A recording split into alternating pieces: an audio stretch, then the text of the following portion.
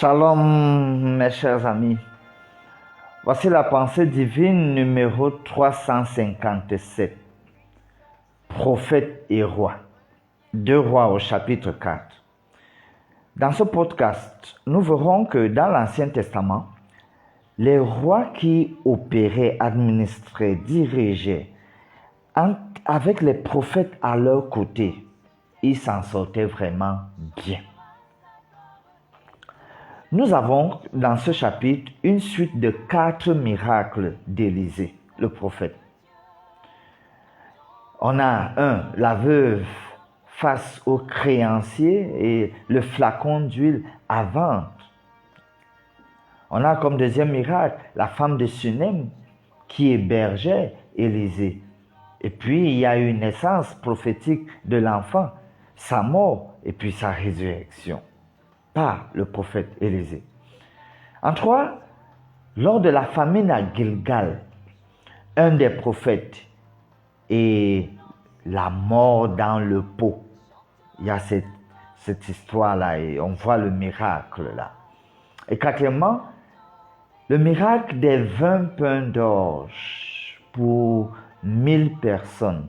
Et il y a un reste.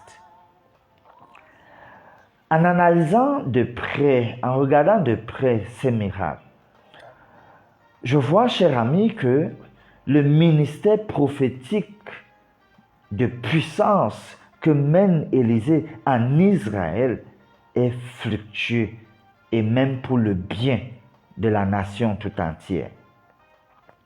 À ce niveau du livre, le focus se tourne vers le prophète parce que c'est l'espoir pour la réforme et le focus n'est plus sur le roi.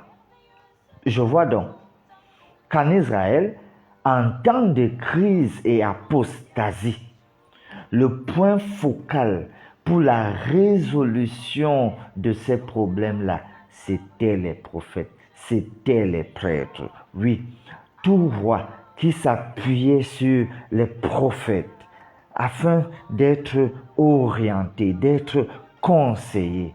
Oui, ces rois-là s'en sortaient bien, s'en tiraient bien.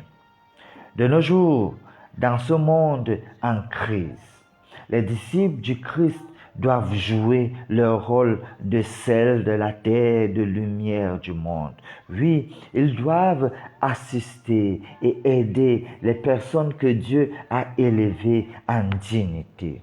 Oui, cher ami, il nous faut aller vers une combinaison de prophètes et rois, comme on le voit dans l'Ancien Testament, où les prophètes étaient aux côtés des rois pour les instruire, les guider, les conseiller, et c'était pour le bien de la nation tout entière. Prophètes et rois. Prions. Dieu notre Père, notre monde est en crise. Dieu notre Père, l'ennemi, ton ennemi, juré, le diable, Satan, lui se déferle et voudrait détruire nos nations.